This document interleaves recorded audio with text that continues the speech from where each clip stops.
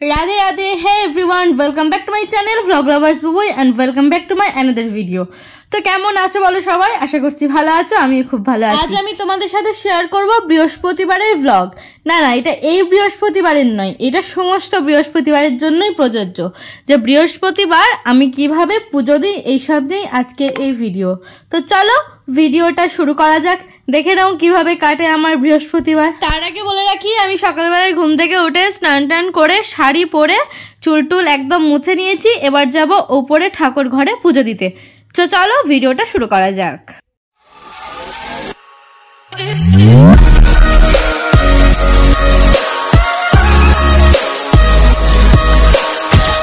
ঠাকুরঘর এসেই প্রথমেই কাজ হচ্ছে আমার গোপুসোনাদেরকে ঘুম থেকে তোলানো। তো দেখো ওনারা এখনো ঘুমোচ্ছেন, তাই ঘন্টাটা বাজিয়ে সুন্দর মতো করে তাদেরকে ঘুম থেকে আমি তুলে নিচ্ছি।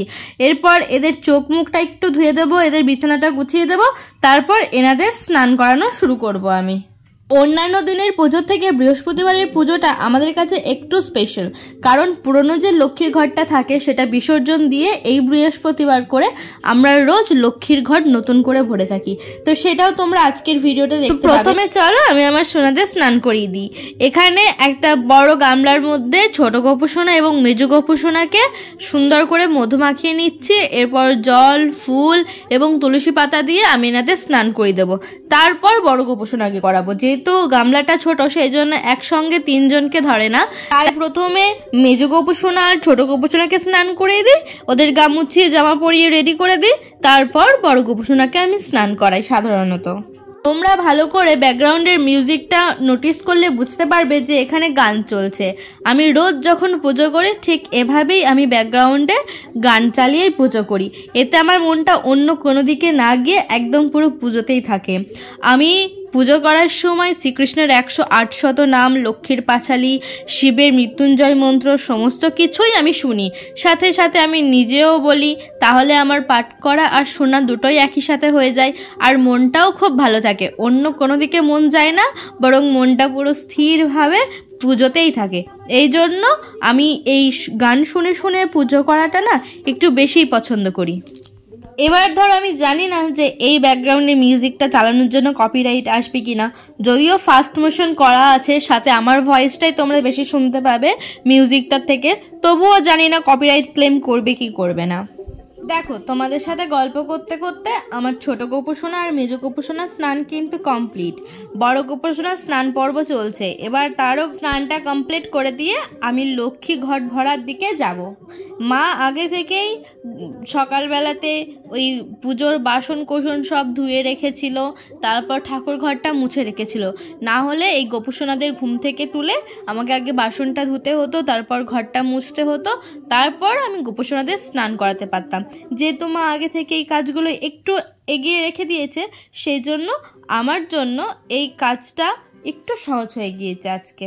পুজো করাটা কিন্তু 5-10 মিনিটের ব্যাপার নয়। হ্যাঁ, মনে করলে পুজোটা 5 মিনিট বা 10 মিনিটও সেরে ফেলা যায়, কিন্তু আমি যখন পুজো করতে লাগি আমার পুজোটা শেষ হয় কিন্তু আধ ঘন্টার ওপরে। হ্যাঁ, কখন যে সময়টা কেটে যায় আমরা নিজেরাও বুঝতে পারি না। তার উপরে দেখো আমি ফার্স্ট টাইম মাথায় ঘুমটা দিয়ে আজকে পুজো করছি। বিয়ে হওয়ার পর থেকে মাথায় ঘুমটা দেওয়া খুব একটা আমার কেউ দেখতে পায়নি। আমি শুনে এসেছি নাকি আমার মাও কোনোদিন বিয়ের পরে ঘুমটা দেয়নি। তো এটাই না আমার মনে কীরকম একটা ইগো ধরিয়ে রেখেছিল যে না, আমার মা যেখানে ঘুমটা দিয়ে বড় হয়নি সেখানে আমি কেন দেবো। এই ইগোটাই আমাকে বিয়ের পর কোনোদিন মাথায় ঘুমটা নিতে সাহস জোগায়নি।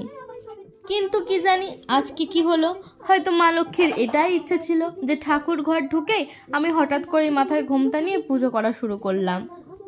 কিন্তু যা বলবে বলো, দেখে কিন্তু বেশ ভালোই লাগছে। কেউ ধরতে পারবে না যে বিয়ে হওয়া 4.5 বছর হয়ে গেল। জানো তো, বিয়ের পর সপ্তাহের অন্যান্য বারে পুজো করার পারমিশন পেলেও আমি বৃহস্পতিবারের পুজো করার পারমিশনটা কখনো পাইনি।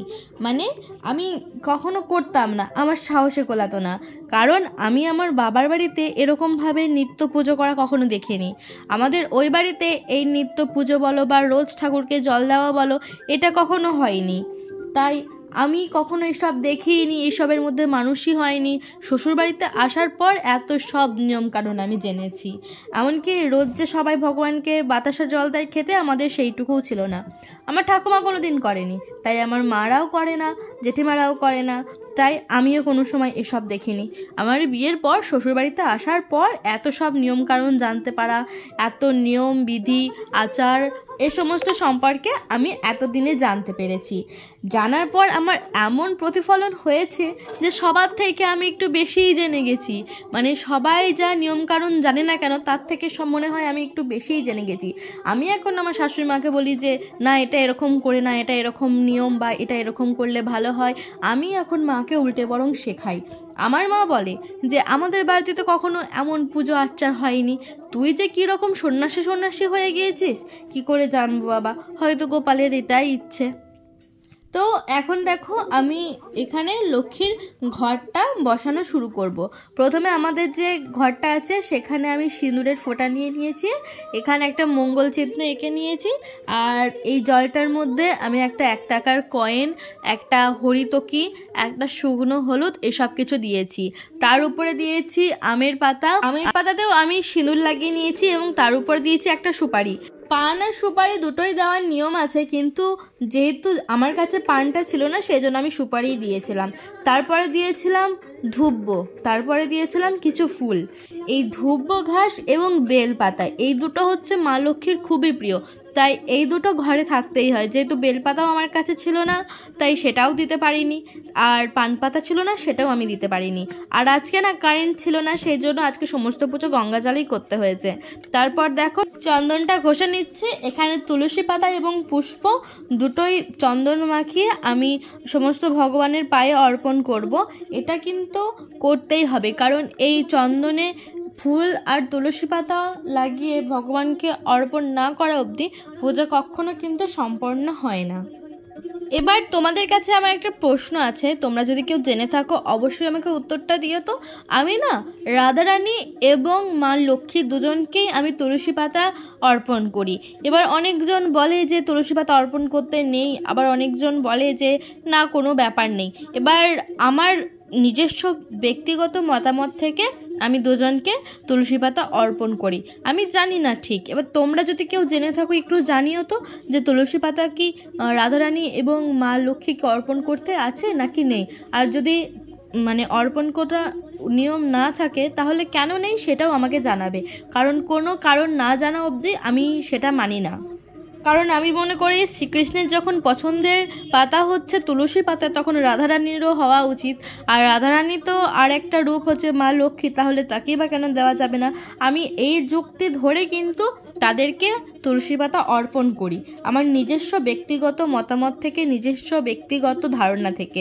এবার যদি এটার নিয়ম না থেকে থাকে তাহলে তোমরা একটু জানিও যে কেন নিয়ম নেই, কী কারণে এরকমটা দিতে নেই, এসব আমাকে একটু জানিও। তো দেখো এখানে আমার সমস্ত কিছু কমপ্লিট, আর এখানে আমি শিবের মাথাতে জলও ঢেলে নিলাম। আমাদের কাছে জানো তো 4টে শিব ঠাকুর আছে, 3টে শিবলিঙ্গ আছে আর একটা শিব ঠাকুরের মূর্তি। তো এটাই ছিল আজকে আমার ভিডিও, কেমন লাগলো জানিও। দেখা হচ্ছে খুব তাড়াতাড়ি পরের ভিডিওতে, ততক্ষণ জন্য টাটা।